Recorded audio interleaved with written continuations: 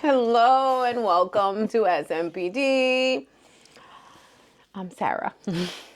Pierre again, still You're still Pierre. here. I Nothing haven't has changed my. changed. I didn't change my name yet. No. Can I just say, whenever we film, we're always like, we have different snacks and stuff, and I think by far these are my favorite. It's not a commercial. We don't do commercials. What are you doing? Put the damn thing back. Put the thing back. It's good. Moving on with the topic of the hour or the minutes, and I'm gonna need Sarah's help for this one. Generational healing: the courage of breaking a cycle.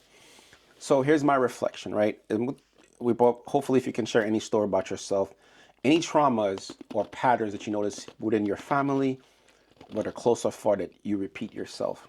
Basically, have you ever wondered if you're carrying something that was never yours to begin with? Absolutely. I'm going to give an example for myself. And God, please forgive me. Okay, here's an example for myself. And this is on the men's side of my family. A lot of us are not,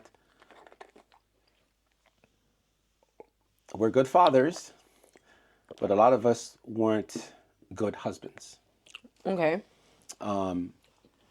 And when I think about those things that I've seen in front of me, whether it's not just my parents, but my cousins, my uncles, my dad's older brothers, my stepfathers, my godfather, my cousin's dad. It just basically, and I, it's kind of one of those things you know is wrong, but until you do it yourself and you get punished for it or you pay the consequences for it, you realize how bad it actually is. What do you mean? Okay. What do I mean by the topic, by my answer itself or by the example? By the example.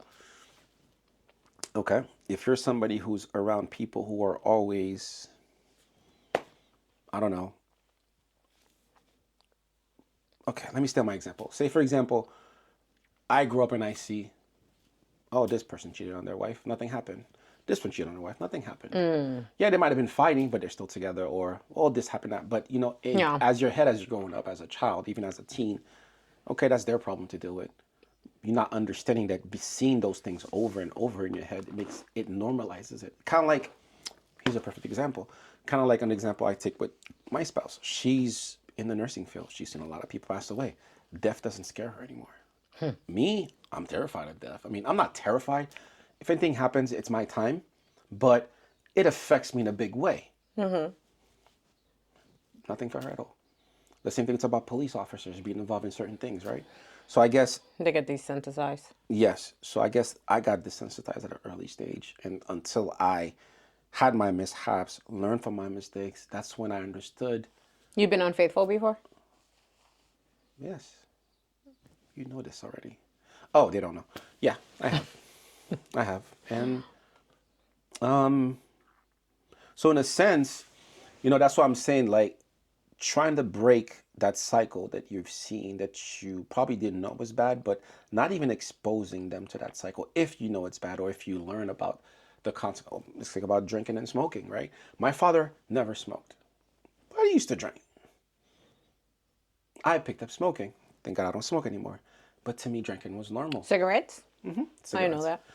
I don't, because I don't do it. Because by the time you met me, I was already done with that. But again, drinking, not socially or from home, drink even from home. Because I would socially drink on the norms, but I would drink heavily at home for a good amount of time. It took conversations and understanding. Look, listen, what you're doing is wrong. Thank God I didn't do it in front of my children. But if I did, it would have meant normal. Like, okay, drinking is normal. I could do it too.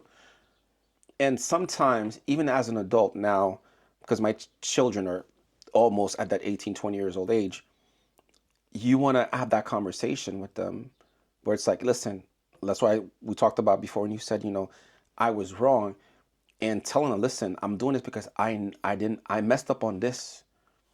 I need you to do better on that than I did because I know the consequences and how negligence in any shape or form can add to something even vital that you're going to carry on to somebody else.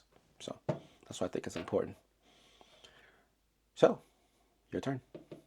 I think I've carried stuff with me for my family, but I am known as the black sheep in my family. Elaborate. I I never I've never cheated in any of my relationships. I don't have it in me. But I've seen my mom cheat. I think something happened to this person who my mom hurt. They had been together for 10 years. And he was so in love with my mom. And he loved us. I used to call him dad.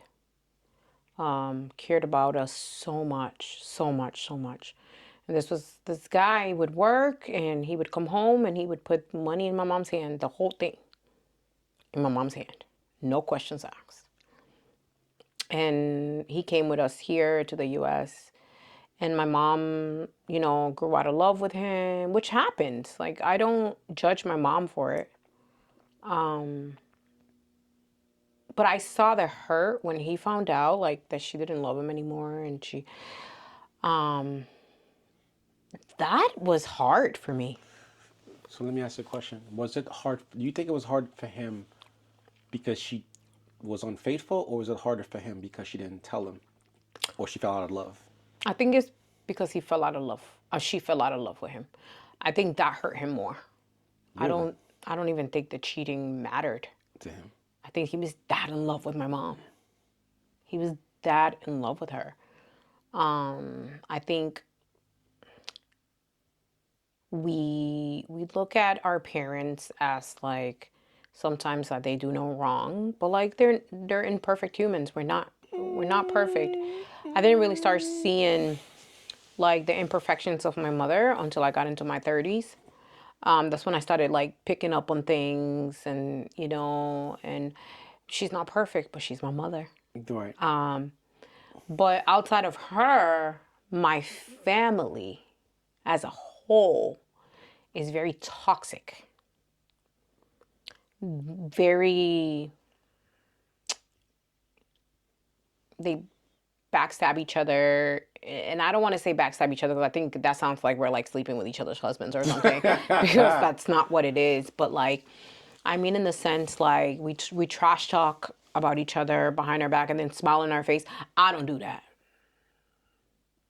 So because I don't do that, I'm sometimes seen as the problematic one versus me. I'm more of like, no, like if you feel and you have a certain feeling about someone in your family,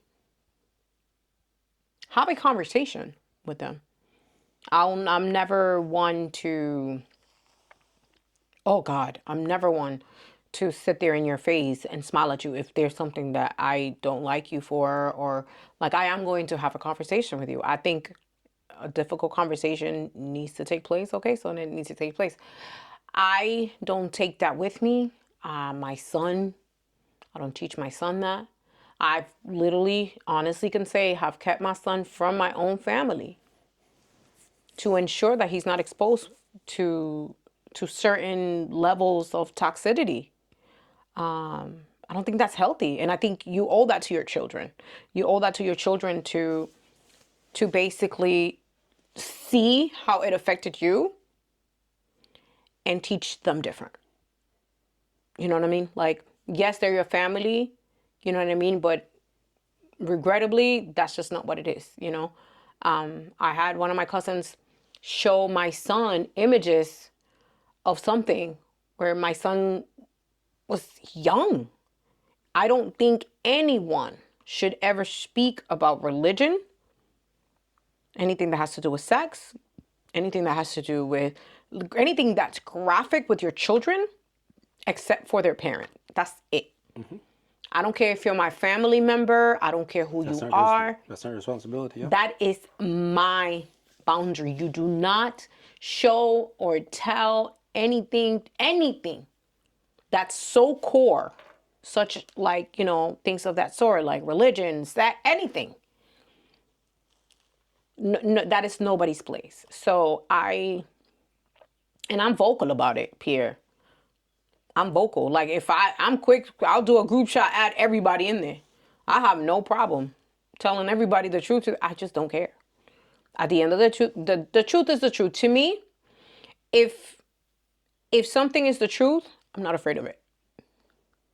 I'm not afraid of it. And neither should anybody else be. But yeah. Definitely the black sheep for sure. Is there any? It might take a second to think. Is there any of your childhood needs that have not yet been met? My childhood needs? Anything you wanted when you were a kid? I'm not talking about games or toys. No, I know what you mean. Anything that was as a childhood in your childhood that My you did. mom. My relationship with my mom. You still working on that? I Or always. is it too late? I don't think it's ever too late, but I think I've accepted it for what it is now. I've always wanted to have the relationship with my mom where like I wanted her to be my best friend. I wanted me to tell her everything.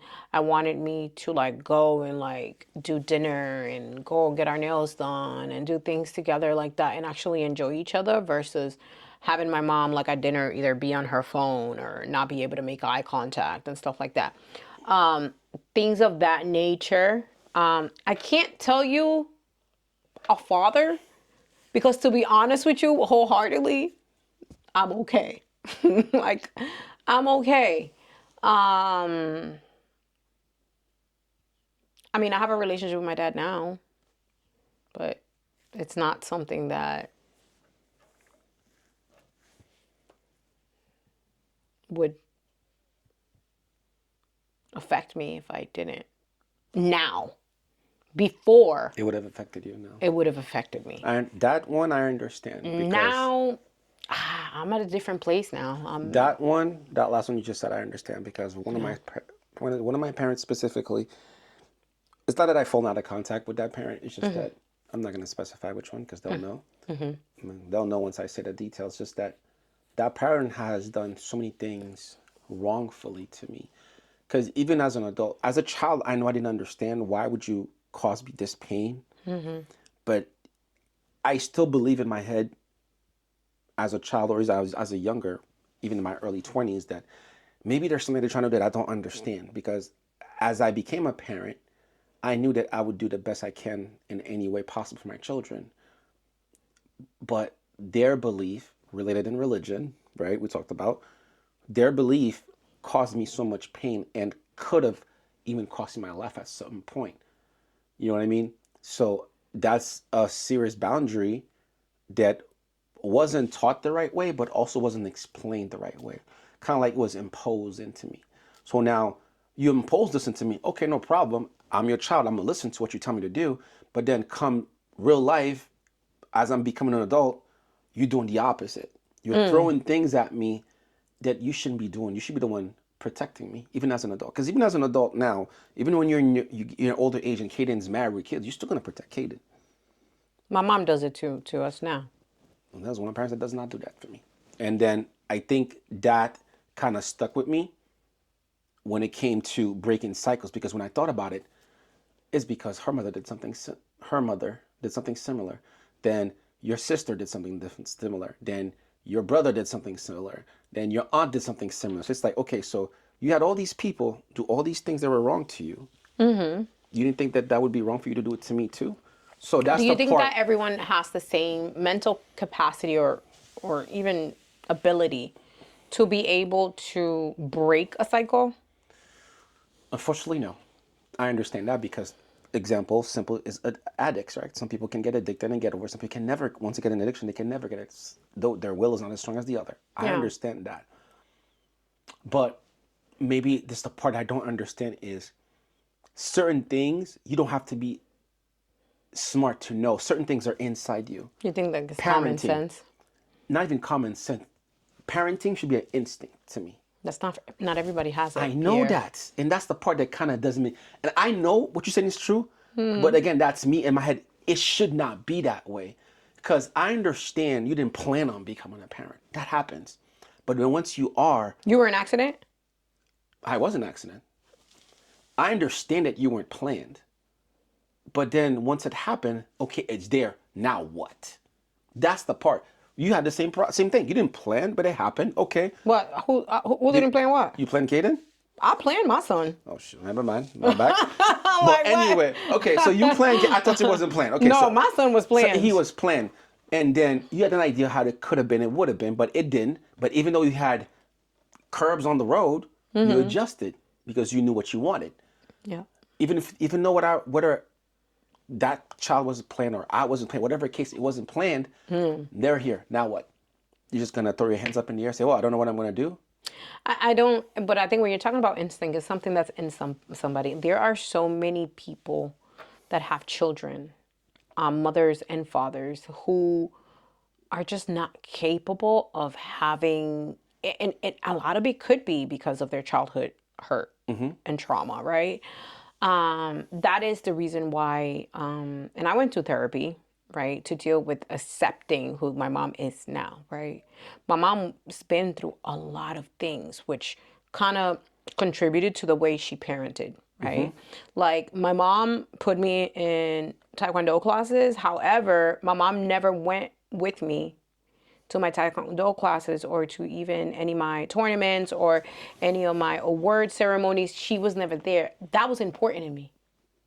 That made me, because to see other parents be there for their kids, you I can know, understand that. but again, like for my mom, it was just like, no, I'm doing what I can, and what I can And I'm is sending you there. fight and work and make sure that you guys are okay and breathing. And, you know, I didn't want my son to feel the way I felt when I was in my tournaments and I didn't see my mom there. I understand. I didn't want that. So, like, for me, it is critical to be there. Critical. I didn't go during the week of his prom because that day he had 2 games in the morning. During that time, his dad brought him to the game while I was taking care of getting the flowers, making sure I was ironing everything, making sure that he was copacetic by the time he came. By the time he came back, but I set up his appointment for the haircut. You know what I mean? All of those things. I was playing the background. That was hard for me because I know he wants me there. If my son at 7 years old wouldn't have told me, Mom, so that means you're not going to be able to be at my game, I would have been a lawyer now because I would have gone to law school. But going to law school meant I was not going to raise my son. It meant my mom was going to raise my son. You understand what I'm saying? So, like, there was things that I needed to kind of prioritize. And what was it? Was it going to be my career, what I wanted to do? Or was it going to be being a mother? And to me, this is me speaking, I found more value in being a good mother than pursuing my law degree. My son is 17 now. I'm 40. I can still go to law school if I wanted to. You understand what I'm saying? Of course. I can still do that, you know, and have some sort of, you know, experience and have some sort of fulfilling Sentiment. you know, about what I wanted to do. You know what I mean? But that's just my priority was my son. Not everyone has that. You have parents who will sit there and be like, no, I have to, because they feel in their minds like, no, I want a better life for my kid and this is what's going to do. So I have to sacrifice this time. And that's okay. Right? And then it gets to a point where the child either is disconnected from you or, you know what I mean? Or I've seen it. I've seen kids whose parents are doctors and lawyers, and they spend a lot of time alone at home. And they don't have a good relationship with their parents. That's just what it is. They look at their parents like a bank account. Yeah, they give me whatever I want, but that's it. That's it, yeah. That's it. So Do you think that's in comparison? And I'm going to put a small parenthesis there. in comparison to, Relationships. what do you mean?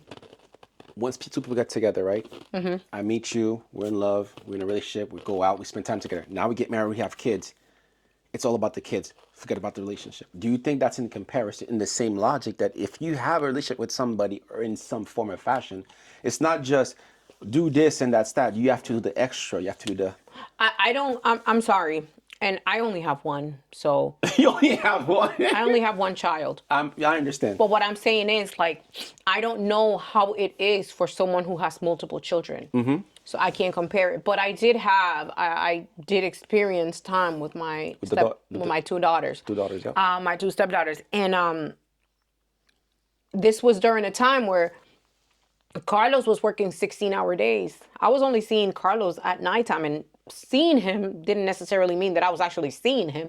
It was but only like we were laying in bed together, both tired, and that's it. And then next day, I was already asleep by the time he got home. I was already sleeping. There was never any kind of anything. Do not wake me up in the middle of the night.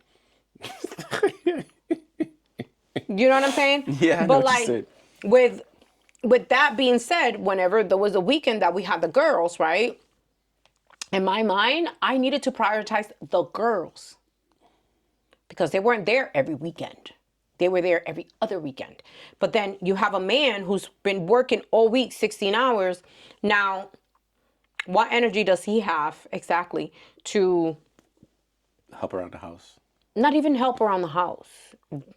Managing a house is a piece of cake for me. I don't find that to be a challenge. Okay. Right? But what I'm saying in the sense is like he's tired, right? He wants to sleep. You know, he can't be going out and doing other stuff, but he also wants to relax, right? So like I had to step in and be super stepmom, super mom, and taking the kids with me to let him sleep or whatever, because he was, he would be tired. There was a sense of like he could only give me in the relationship, in the romantic part of it, he could only provide to me during that time 20%. 20%, because yes, there were times when we were getting in the middle of the night. That's just realistically speaking what we had to do, right? Mm-hmm. But I do strongly feel like after 2 years of that, for me, I spoke up and I had to, we don't have to change this, right? It's not working for me It's anymore. not working for me anymore, right? So like I was supportive. He got his supervisor certificate, the training that he needed to get. I held on. And he ended up finding a job closer, right? And, things change. Now we had more time or whatever. I strongly believe, even if there's children involved, there should be at least one day a week where you completely devote to your partner. The moment that you don't devote at least a day, that's critical. If you're not devoting one day per week to your spouse, all that's going to do is just going to fizzle out. Like the love and the connection. Like I'm a strong believer in like, when I'm in love, and my partner is my priority because guess what's going to happen? The kids are going to go away. They're going to have their family of their own. They're going to go about their lives. They're barely going to see us. That's just the reality of it, right? And then we're going to end up by ourselves, right? And with just each other. So then what's going to happen when they leave and we look at each other, wait, who are you? Exactly. We're strangers to each other. We don't know who each other are. Yep. So, I've seen, understood, and comprehend that pattern. Yeah. Let's go back to the children and the single parenting. Mm-hmm. Since you're emotionally intelligent, and obviously you said you apologize when you're wrong to your son. Can you tell us, or maybe with examples, what have you healed, or either what have you healed that impacted your relationship with your son, or how have you healed that made your relationship with your son better? I think my healing comes from, again, therapy and my surroundings. The people that I mentioned before. That's what those people were more for as far as your environment. The healing part, meaning that things that, so you think, so what those you people. have to understand is healing is individual. Okay. A therapist is, A therapist's job is not to heal you. I want to be clear on that. That is not a therapist's job. A therapist's job is to guide you through your emotions and feelings so that you can better understand them, so that Why you can f- heal yourself. So you can understand what you're feeling. Okay. You have to self-advocate, but again, your surroundings matter. You understand what I'm saying? Because I could see, like, for example, Miss Reed, her husband of 40 something years recently passed away. May he rest in peace. Right? To see her overcome something that's so hurtful teaches me there could be so many worse things happening, right? So what I always try to do when it comes to anything, honestly, it's think to myself, it could always be worse. You know? And with as far as healing, just because healing for me looks like just because my mom wasn't there and attended all the sporting events for me and things of that sort does not mean, right, that I am now going to get into a ball and be, oh my God, my mom didn't do this for me. Oh my goodness. And so, You have to do the acting. But you understand what I'm saying? Like, I'm not going to sit there and tell my son, well, I don't have to be there. My mom wasn't there for me. So why you complain? You understand what I'm saying? I'm not going to do that to me, that's healing. That's me showing him, like, grandma couldn't be there. And that's exactly how I presented to him. Grandma could not be there. Grandma had 3 children. I only have 1. My circumstances are a lot different than my mother's. You understand what I'm saying? So I understand what she went through. I respect what she did for us. I respect the way she handled us as children, even through the beatings. Listen. We all got that beating, bro. And even through that, like, again, even beatings, I don't hit my son. I've never had to. Never had to, yep. I've never had to hit him. I try to use, again, these other people in my life. Because my mom knew no better, right? My mom came from another country. These people are American, and you know what I'm saying? But, like, I learned by watching. I saw the way, like, they raised their children, the way they were with people, or the way they handle situations, etc. You take from everybody. It takes a village. Like, that's so literal. It takes a village. If you sit there and you go through life thinking, I know everything, and I need no advice from anyone. That's everybody. That's a lot of people. Exactly. Like, there's a saying that we say in Puerto Rico, el que no coge consejo, no llega viejo. Whoever doesn't take advice will not live till old age. So, like, there's things that I realized, right, that you don't always have to just go on Google and try to find the answer for it. You just have to just pay attention. Listen. But so yeah, like, I feel like my son, for those who know Caden, they always say this to me, like, he's so mature for his age, he's so wise, da da da da da. I saw a conversation between him and his friend, where his friend was upset because his girlfriend was, like, taking pictures with, like, other male classmates. And Caden's friend. Caden's friend. At that time, Caden didn't have a girlfriend. And Caden's response was like, dude, she's making memories. She's only in high school 1 time. When I read that, I was doing something right. Okay, so all the chats that we're having are clearly registering. You know what I mean? So, like, that I'm super proud of. You know what I mean? To see that at his age, and he's 17 now. This was when he was, like, And the circumstances, 15. I'm assuming the circumstances weren't extreme about that picture situation, right? It was just like regular pictures throughout school, or you do know more about that? It was an event that was taking place. Oh, is that an event? Yeah. That it shouldn't matter. Yeah, he's right. It was an event. But, like, again, like, the kid was expressing himself like, yo, but she's a this, she's a that. And here Caden's younger than the kid that was on the phone. Oh, shoot. Okay. Kaden was younger. So, like, to see that being his response and being the way he handled it, oh my God. I didn't do that bad. I didn't do that bad with him. He makes me proud. Let me stop because I'll stop. My baby. Yeah, she could talk all day about her baby. I love my All right. son. God bless him. All right. So we can wrap this up. So basically,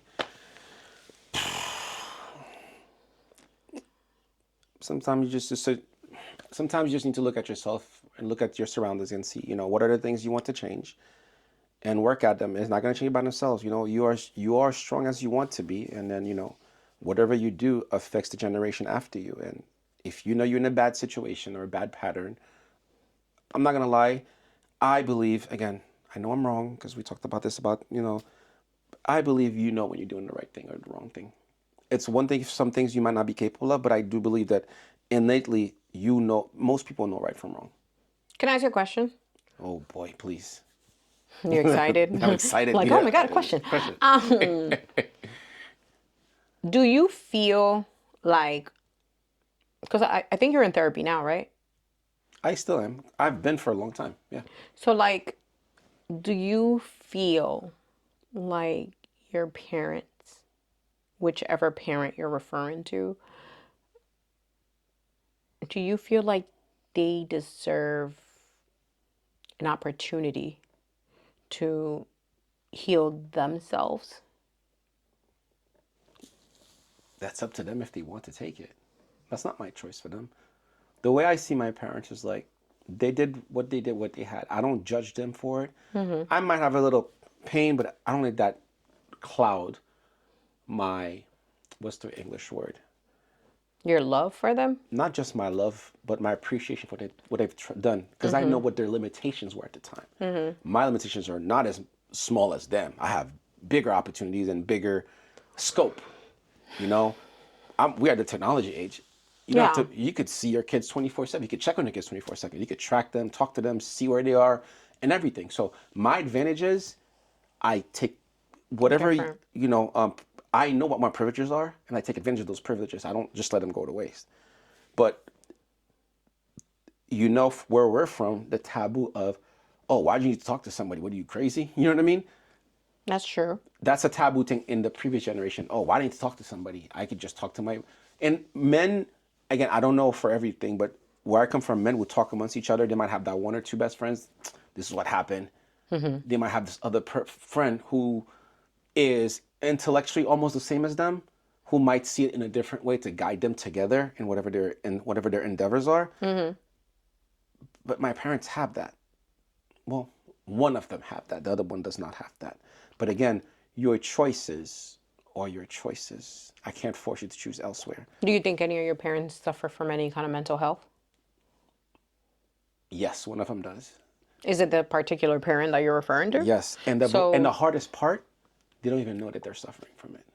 Okay. And they're in that field. Isn't that crazy? So do you feel like, knowing and understanding that that's the case, right? Do you feel like that ought to be a path for you to be more accepting of what it is? Like, because I know you say that you still feel a little bit of hurt. Like, do you have conversations about No. your parents No. with your therapist? Is that Yes. something that you Yes. talk about? Yes. So But I'm does your not gonna talk to therapist know that She you're knows. looking to heal She from knows. that? She knows, but I'm never gonna have that conversation with that parent. I'm not gonna do that. Why? It's maybe it's instilled into me that level of respect. She was my elder. She made her mistakes. I have to learn from that mistake. It's not my responsibility to correct her. If she was open or he was open to that conversation, that parent, cool, we can talk about it. But some parents, as we know, are stubborn. They won't listen. They think that they're right no matter what. They're set in their ways. I can't force somebody like that. I can't force that person, but I have to accept it the way it is. And there's two ways. Either you go fight the fight and come back with bruises, or you just leave it alone. I choose to leave it alone. How do you show your children different?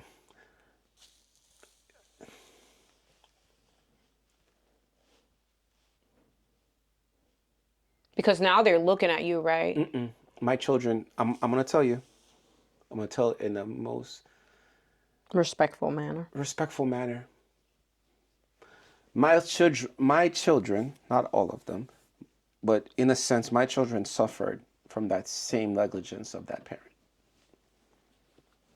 Okay, so you're saying Whatever was happening to me was repeated on my children. That's so, when I. and That's not. that's why I'm asking you, right? So, what you're So when saying my that because your parents, because I want to be clear, my mom does not by any means attend any of my son's sporting events. I understand that. So my son sees that, right? Still, I show him different. Of course, I And understand. not through my actions of me being there, but through being understanding of her, right? So that's why that's what I'm asking you, Right, I right? understand what you're 'Cause, asking. yeah, they may have experienced it from your Right, but let from me. their grandparent, right? Right. But like, So let me how do do the you follow teach up. them Let me to do the be follow up. forgiving? And So my children lived that with their grandparent that I lived. So once that situation was done with, conversation had to happen. okay, New boundaries set for that parent. Like, listen, okay, since this is what you believe, this is not what I want. You used to do it with me. That was your choice. My choice is different, right? If your choice was to give me water every day, and I choose, you know what? Again, an example. If your choice, this is what you're gonna drink every time, water. No, my kids can have water. They can have juice. They can have soda through a certain day. My choices are different. You can't enforce your choices on them. When I told you specifically, this one cannot drink this because of their health issues. Oh, it doesn't matter. I'll give them whatever I want. No, they're not yours to commend. They're mine to commend. They're not yours to raise. You're not raising them for me. I'm raising them myself. If you're raising them, your house, your rules. I'm raising them. They came to see you, spend time with you. They'll respect your home, but certain things you can't force on a child that's not yours. Even though I could have my brother's kids, my sister's kids, my uncle's kids, my aunt's kids. Hey, is there any restrictions? They have to be at bed at a certain time. Is there anything they can't eat? Is there anything you don't want them to eat? They could probably eat certain things. you're respecting the parents' boundaries. You know what? I don't want no candy for this one. This one is too hyper. They can't have no juice. Okay, You know what I mean? okay, It's not as bad as that, but Yeah. it's to show you how far it went. It's Okay. worse than that, what happened. But it's something that you know that that's not the right thing to do. Why would you do that? And not causing, not just conflict with my children, but with the other parent. okay. Because Yeah. now you're causing a conflict. Say, why would your parent do this to our children? Not, what am I going to tell them? I agree with you that what my parent done was wrong, but now I got to talk to my parent to push them away from that situation. And I got to talk to my children now. Listen, I apologize for what my parent did. This should not have happened. And then now you create I can heal with my kids because my kids know me. But now you create us, now because of you still being stubborn, now you already created this with me. I gave you the chance with my children. And now you just push my children just as way as you did with me.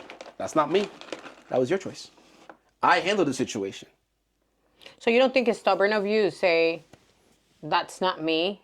No, This is you." No, it's not stubborn because you're an adult. I'm an adult. Okay. We can decide to be together or not. We can decide to work together or not. We can decide to eat the same thing or not. Unless you're unable to, hey, Pierre, I need help because my hands don't work. Please feed me. Cool, I'll feed you. I'm happy to help. But if you can feed yourself and there's no need, and you say to me, I could do it by myself, by all means, go. I can't force you. You're not a child. A child needs guidance.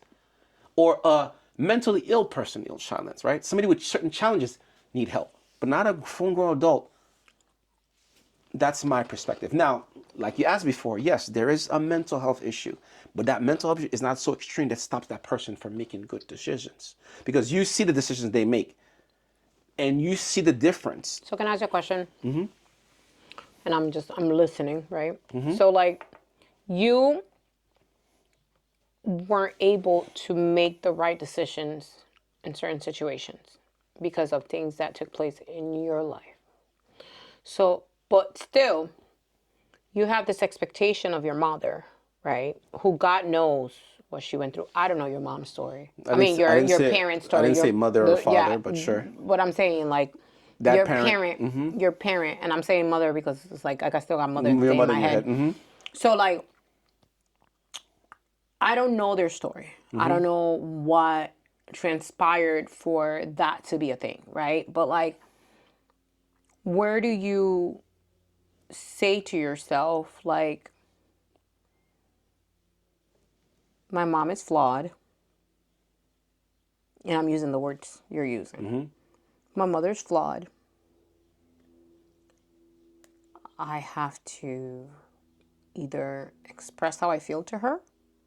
I mean, we have so many different ways now to do either a text message or a voice note, whatever, where you are able to kind of pour out whatever it is you need to pour out to the parent, right? And close that chapter for self, right?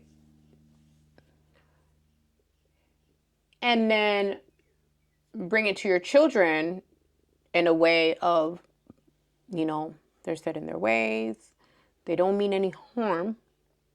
That's still your grandparent. You still got to love them. You still got to respect them. Still make the effort to pick up the phone and call and check on them and things like that. No, that's not something that you consider. I'm just trying to grab my head around the question. So, to me, I understand the flaws. I have flaws myself. We all do.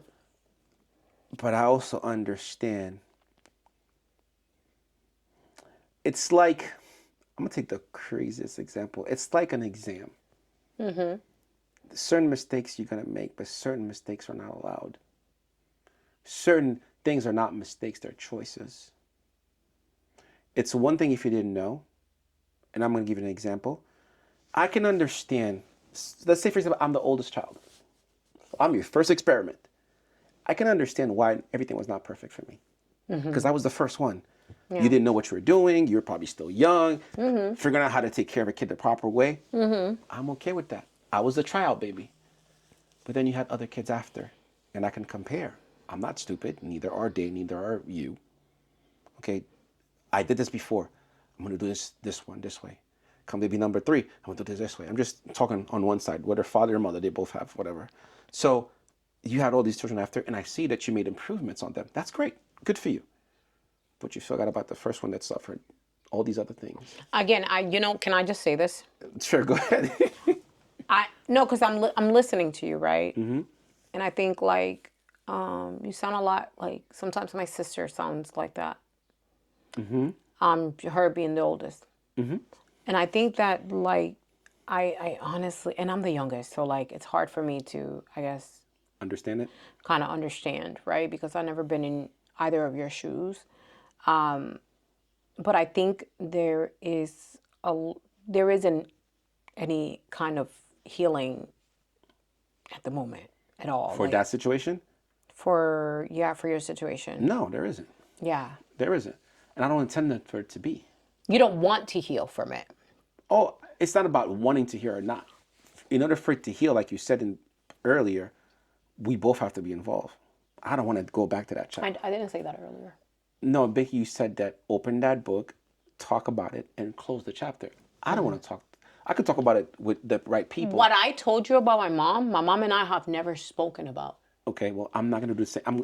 I'm not going to speak to her or him about it. Why? I made an attempt to have my mom join my therapy session. She said no. She chose not to. I think partly it was because I think she might have felt like maybe she was going to be attacked, right? Which I understand.